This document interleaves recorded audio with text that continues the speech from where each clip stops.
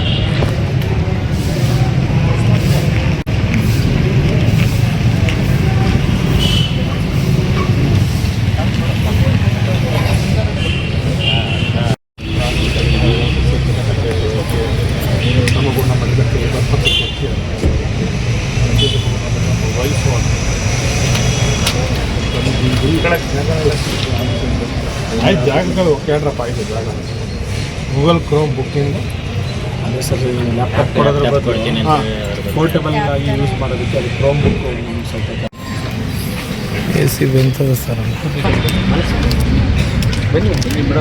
ಹೋಗಿ ಒಂದಿಬ್ರು ladies support ಇಲ್ಲ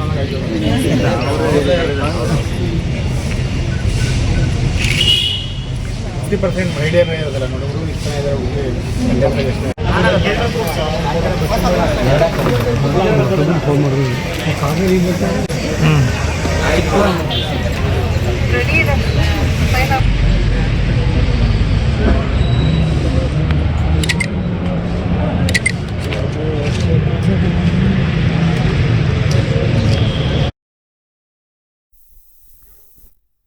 ಗ್ರಾಮಾಡಳಿತ ಮೂಲಭೂತ ಸೌಲಭ್ಯ ಹಾಗೂ ಸೇವಾ ಸೌಲಭ್ಯ ಸೇರಿದಂತೆ ವಿವಿಧ ಬೇಡಿಕೆಗಳ ಈಡೇರಿಕೆಗಾಗಿ ಮಂಡ್ಯದ ತಹಶೀಲ್ದಾರ್ ಕಚೇರಿ ಎದುರು ಗ್ರಾಮಾಡಳಿತ ಅಧಿಕಾರಿಗಳು ಅನಿರ್ದಿಷ್ಟಾವಧಿ ಮುಷ್ಕರ ನಡೆಸಿ ತಹಶೀಲ್ದಾರರಿಗೆ ಮನವಿ ಪತ್ರ ಸಲ್ಲಿಸಿದ್ರು।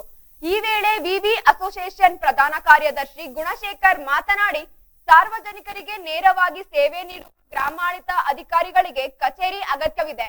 ಮಹಿಳಾ ಗ್ರಾಮ ಆಡಳಿತ ಅಧಿಕಾರಿಗಳಿಗೆ ಸೌಲಭ್ಯ ಜೊತೆಗೆ ಬಡ್ತಿ ನೀಡಬೇಕು ಹಾಗೂ ಗ್ರಾಮಾಡಳಿತ ಅಧಿಕಾರಿಗಳಿಗೆ ಕಾನೂನಿನ ರಕ್ಷಣೆ ನೀಡಬೇಕು ಎಂದು ಆಗ್ರಹಿಸಿದರು।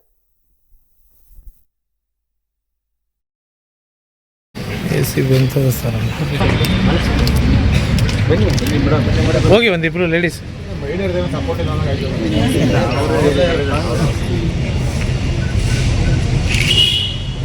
50% ಮಹಿಳೆಯರೇ ಇರೋದಿಲ್ಲ ನೋಡಿ, ಹುಡುಗರು ಇಷ್ಟ ಇದ್ದಾರೆ।